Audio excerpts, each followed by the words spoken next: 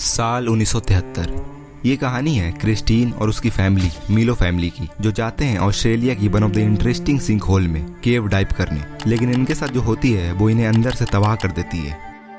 So guys, मेरा नाम है मारूफ और आप देख रहे हो the soft sinkhole tragedy. Name Christine, age 19। Christine की एक टीनेज लड़की होने के बावजूद भी वो एक एक्सपर्ट डाइवर थी। वो सिर्फ 5 साल की उम्र से ही डाइविंग कर रही थी, क्योंकि इनके फादर ऑस्ट्रेलिया में एक प्रोफेशनल डाइवर थे।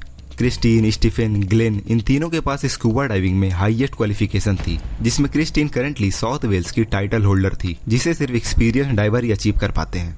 इनके कजन जॉन बॉगरमैन भी एक्सपीरियंस डाइवर थे। इन्हें 4 साल की एक्सपीरियंस थी और अब इन चारों की बन जाती है एक एक्सेलेंट डाइविंग टीम।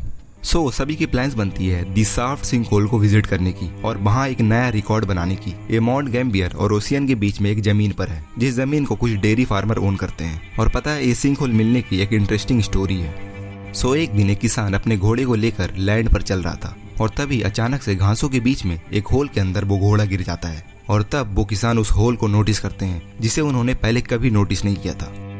वो सरप्राइजिंगली देखता है कि जमीन में एक होल है जो रफली 20 फीट गहरी है और नीचे दूरी पर पानी नजर आ रही है। ये चीजें किसान के लिए अमेजिंग भी थी और थोड़ी डरावनी भी थी। लेकिन इसमें किसान के पास एक सवाल थी जिसकी जवाब क्लियर नहीं थी कि क्या ये होल यहाँ पहले से थी या घोड़े की वजह से कोलैप्स होकर यहाँ होल बन गई है। वो किसान पत्थरों से इसे भरकर बंद करना चाहते थे। वो एक एक करके पत्थर अंदर फेंकना शुरू करते हैं। ऐसा करते हुए वो अंदर हजारों छोटे छोटे पत्थर फेंक देते हैं, लेकिन सभी पत्थर उस अंधेरी जगह के पानी में गायब होते जा रही थी। ये छोटी होल के 20 फीट नीचे एक बड़ी लेक है, ऑलमोस्ट एक फुटबॉल ग्राउंड जितनी बड़ी। अगर दिन का समय हो तो बाहर वो होल से एक sapphire blue beam of light अंदर आती है, जो पानी से रिफ्लेक्ट करती है और पूरी रूम लाइट अप हो जाती है। और तभी से केवल इसका नाम द सॉफ्ट रख देते हैं, द सॉफ्ट ऑफ लाइट की वजह से। वाटर लेवल से एग्जैक्ट 60 फीट की गहराई में वहां सरफेस पर वही हजारों पत्थर पड़ी हुई मिलती है, जिसे लैंड ओनर ने इसे भरने के लिए फेंकी थी। ये रॉक पाइल्स ऊपर होल के एग्जैक्ट नीचे थी, तो ये एक एंकर पॉइंट की तरह भी काम करती थी, जिसे डाइवर्स पत्थरों को देखकर वो एरिया को रिकॉग्नाइज कर पाते हैं। सो बेसिकली जहां रॉक पाइल्स पड़ी थी वहां से 2 रास्ते निकलते हैं अपोजिट डायरेक्शन में, जहां दोनों टनल और भी गहराई में जाती है। मेन चेंबर से एक टनल साउथ वेस्ट में जाती है 260 फीट गहरी, और दूसरी टनल नॉर्थ वेस्ट में जाती है 407 फीट गहराई में।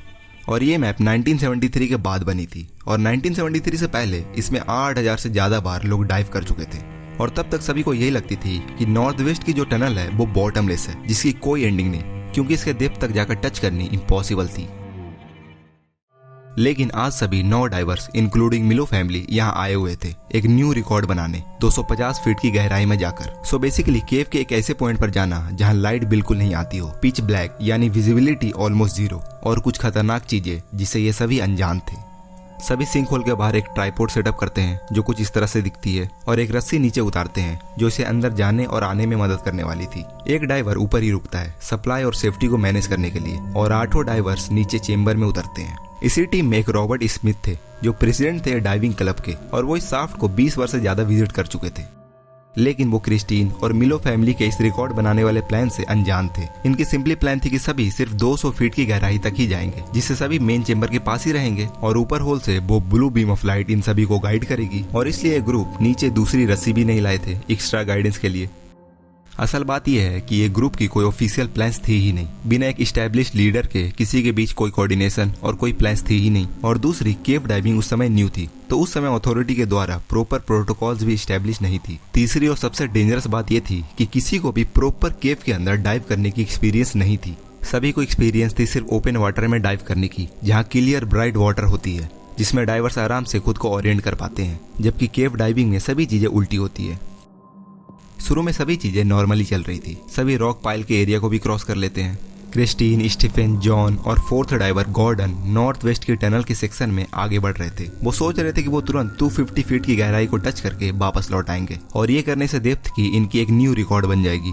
लेकिन ये समय थी 1973 की, जिसमें scuba divers regular air cylinder का यूज करते थे। स्पेशल मिक्स गैसेस वाली सिलेंडर्स अभी तक डाइवर्स के लिए स्टैब्लिश नहीं हुई थी, और इससे डाइवर्स की एक लिमिटेशन होती है कि वो कितने डेप्थ तक वो ये सिलेंडर का यूज कर सकते हैं, अदरवाइज इन पर नाइट्रोजन नार्कोसिस का इफेक्ट शुरू हो जाएगी। बेसिकली नाइट्रोजन नार्कोसिस इफेक्ट आती है जब डाइवर्स के एयर सिलेंडर में प्रेशर बढ़ जाती है, जिस तरह से वो डाइवर्स डेप्थ में आगे बढ़ते हैं। एयर में जो नाइट्रोजन होती है वो डाइवर्स के ब्लड स्ट्रीम में डिसॉल्व हो जाती है और डाइवर्स नाइट्रोजन नार्कोसिस के इफेक्ट को एक्सपीरियंस करते हैं, जो सिमिलर होती है अल्कोहल इंटॉक्सिकेशन से, जैसे कि चक्कर आना, ड्रंक आदमी जिस तरह से बिहेव करते हैं। और ये कंडीशन और भी कहीं ज्यादा डेंजरस हो जाती है जब डाइवर्स मेनली 200 फीट की गहराई में डाइव कर रहे हों। केव डाइविंग के डायनेमिक्स ओपन स्कूबा डाइविंग से कहीं ज्यादा अलग होती है और इन्हें ये जल्दी एहसास होने वाली थी। 180 फीट की गहराई तक रॉबर्ट स्मिथ पर नाइट्रोजन नार्कोसिस की साइड इफेक्ट शुरू हो जाती है। रॉबर्ट एक्सपीरियंस डाइवर थे तो वो तुरंत नाइट्रोजन नार्कोसिस की इफेक्ट को पहचान लेते हैं और वो दूसरे टीममेट को सिग्नल देकर वो वापस मेन चेंबर की तरफ लौट आते हैं, सेफ एरिया के पास। नीचे ग्लेन क्रिस्टीन के पीछे ही था तो ग्लेन उसके शोल्डर को टैप करता है और उसे वापस चलने को कहता है, लेकिन वो वापस लौटना नहीं चाहती थी। वो और भी डीपर सेक्शन में जा रही थी, इसे 250 फीट की गहराई को टच करनी थी। ग्लेन क्रिस्टीन के लिए टेंशन नहीं लेता और वो भी इसे सिग्नल देकर वापस सेफ एरिया की तरफ लौट आता है। रॉबर्ट के सेफ एरिया के पहुंचने के जस्ट 8 मिनट बाद ग्लेन भी इसके पास वापस लौट चुका था। देन उसके पीछे रेनॉल्ड और पीटर भी आ जाते हैं क्योंकि इनके सिलेंडर में ऑक्सीजन खत्म हो गई थी। रॉबर्ट बाकी के टीम के बारे में इससे पूछता है तो पीटर कहता है कि मैंने तो उसे अपने पीछे आते हुए देखा था, मुझे लग रहा था वो पीछे ही आ रहे होंगे। और फिर वो सभी को रियलाइज होती है कि वो चारों तो अंदर ही रह गए हैं और अभी तक तो वो सभी के सिलेंडर में ऑक्सीजन खत्म हो गई होगी। ग्लेन तुरंत पैनिक में न्यू सिलेंडर लेते हैं और वो घबराते हुए 225 फीट की डेप्थ में अंदर जाते हैं। वो लेज की तरफ नीचे आते हैं लेकिन इन्हें वहां सिर्फ स्टीफन की कैमरा और फ्लैश लाइट नीचे गिरी हुई मिलती है। ये एक ऐसी सिचुएशन थी जिसे ग्लेन कभी देखना नहीं चाहते थे, मगर अफसोस ये सच थी। इन्हें अभी तक रियलाइज हो चुकी थी कि क्रिस्टीन, स्टीफन, जॉन और गॉर्डन अभी तक मर चुके होंगे और तभी से ये बन जाती है इतिहास की डेडलीस्ट केव डाइविंग इंसिडेंट। लेकिन टनल में हुआ क्या था? जब तक चारों टनल की गहराई में जा रहे थे तब तक इनकी सिलेंडर में हवा खत्म होने लग रही थी और इन्हें समझ आ चुकी थी कि इन्हें जल्दी करनी होगी। सभी में नाइट्रोजन नार्कोसिस की सिम्टम्स भी नजर आ रही थी, लेकिन वो किसी तरह से कॉन्शियस थे और अपने टास्क पर फोकस कर रहे थे। इस गहराई में इस समय तक सभी की एयर कंप्रेस्ड हो चुकी थी, यानी वो एक ब्रीथ में 7 टाइम्स ज्यादा एयर यूज कर रहे थे जितना वो नॉर्मल सरफेस पर एयर यूज करते हैं। हालांकि वो अपने भाइयों के साथ थे, एक ग्रुप में थे, तो इसे अभी तक लग रही थी कि वो 250 फीट के डेप्थ के रिकॉर्ड को अचीव कर लेंगे। लेकिन इन्हें 250 फीट के डेप्थ को अचीव करने के लिए इन्हें अभी भी 300 फीट एक लीनियर डायरेक्शन में चलनी होगी और जिस तरह से वो आगे बढ़ रहे थे इनकी हवा और तेजी से कम हो रही थी। लेकिन ये तो सिर्फ एक छोटी प्रॉब्लम थी, दूसरी बड़ी प्रॉब्लम थी सिल्ट की। ये एक ऐसी चीज थी जिसके बारे में इन्होंने कभी सोचा भी नहीं था। चारों डाइवर्स एक छोटी स्पेस में थे जहां पूरी पानी सिल्टेड थी और वो धूल नीचे सेटल होने का नाम नहीं ले रही थी। सिल्टिंग की वजह से वहां विजिबिलिटी इतनी कम हो गई थी कि वो अपने हाथ के आगे कुछ देख ही नहीं सकते थे। क्रिस्टीन को एहसास हो चुकी थी कि वो 250 फीट के रिकॉर्ड को अचीव नहीं कर पाएगी। इनके पास वापस मुड़ने का आखिरी ऑप्शन थी, लेकिन वापस मुड़ना जितनी आसान लग रही थी उतनी आसान थी नहीं। सिल्टेड पानी में डाइव करते हुए उन्हें समझ नहीं आ रही थी कि उन्हें किस डायरेक्शन में जानी है जिससे वो रॉक पाइल के एरिया तक पहुंच जाए। वो सिंक होल की रोशनी भी आना बंद हो चुकी थी क्योंकि बाहर की मौसम क्लाउडी हो चुकी थी। ऑक्सीजन की लेवल डेंजरसली लो हो रही थी। अगर वो अभी भी बाहर जाने का रास्ता खोज लेते हैं तो उसे वहां पहुंचनी नामुमकिन थी। क्रिस्टीन बाहर के खोजने के डेस्परेट अटेम्प्ट में वो सीधा ऊपर सीलिंग की तरफ चली जाती है जिससे वो सिल्टेड वाटर से बच सके। पीछे गॉर्डन भी यही सेम काम करता है। दोनों ऊपर सीलिंग के पास डाइव कर रहे होते हैं। वो पैनिक में फ्लैश लाइट से ऊपर नीचे सभी डायरेक्शन में देख रहे थे जिससे इन्हें सही डायरेक्शन नजर आ जाए। ऊपर सीलिंग से इन्हें चोटी भी लगती है क्योंकि ऊपर की पत्थर बहुत रफ थी। आप इमेजिन करो एक फीलिंग को जब आप सीलिंग और पत्थर की दीवार से चारों तरफ से घिरे हो, वो भी पानी के अंदर, लेकिन बाहर जाने के कोई भी रास्ते नजर नहीं आ रही हो। आप पैनिक हो रहे हो एक कम्प्लीटली अंधेरे जगह पर जहाँ सिर्फ धूल है। इनकी बेचैनी की भारी कोशिशों ने इनकी सिलेंडर में हवा और तेजी से खत्म कर दिया था। इस समय तक गॉर्डन और क्रिस्टीन दोनों एक दूसरे को पकड़े हुए रुक जाते हैं। इन्हें रियलाइज हो चुकी थी कि वो अब कुछ नहीं कर सकते।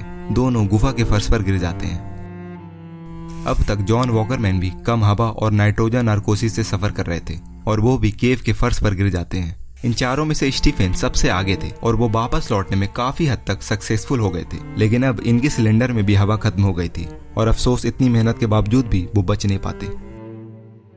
ग्लेन जो नीचे सभी को खोजने आए थे, लेकिन उन्हें सिर्फ स्टीफन की कैमरा और फ्लैश लाइट ही मिलती है, लेकिन सभी की बॉडीज की कोई खबर नहीं। इन्हें रियलाइज हो चुकी थी कि वो चारों मर चुके होंगे और वो थक हार कर वापस लौट आते हैं।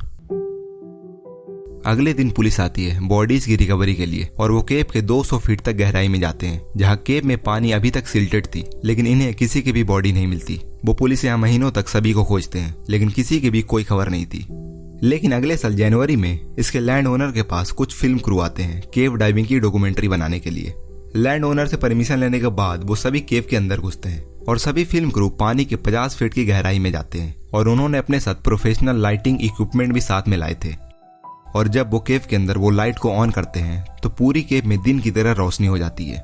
इसी में से एक टेक्नीशियन नोटिस करते हैं कि कोई तीसरा पर्सन इसके पीछे है और फिर वो इसे देखकर डर जाते हैं और वो क्लोजली उसे जाकर देखते हैं तो पता चलती है कि वहाँ एक डेड बॉडी है एक बेड सूट में। वो पर्सन था स्टीफन, क्रिस्टीन का भाई। मार्च 1974।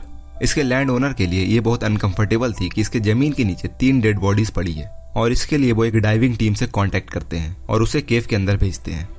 डाइविंग टीम को 185 फीट की गहराई में क्रिस्टीन की बॉडी मिलती है टनल के सरफेस पर और उसके जस्ट बगल में गॉर्डन की भी बॉडी मिलती है और फिर उसके 20 फीट नीचे उन्हें चौथे आदमी की बॉडी मिलती है, जॉन वॉकरमैन की, लेज के पास। मिलो फैमिली में ग्लेन मिलो अब अकेला रह गए थे और इनके तीनों सिबलिंग्स मर चुके थे और शायद तभी से ये बन जाती है इतिहास की डेडलीस्ट केव डाइविंग डिजास्टर। लेकिन इस इंसिडेंट से एक चीज अच्छी होती है, ऑस्ट्रेलिया में एक केव डाइवर्स एसोसिएशन बनाई जाती है इस इंडस्ट्री को रेगुलेट करने के लिए और फर्दर डिजास्टर को रोकने के लिए। केव डाइवर्स के लिए प्रॉपर रूल्स रेगुलेशन के साथ साथ एक फ्रेमवर्क तैयार की जाती है जिससे गाइडलाइन में रहकर डाइवर को डाइव करनी होगी। लेकिन पता है ये रिस्की हॉबीज हमेशा चलने वाली थी, कभी रुकने नहीं वाली थी। लोग इस सिंक होल में मरे या दूसरे केव में, लोग मरते तो रहेंगे ही। सो हेलो गाइज, मेरा नाम है Maroof. Thank you for watching and I will see you in the next one.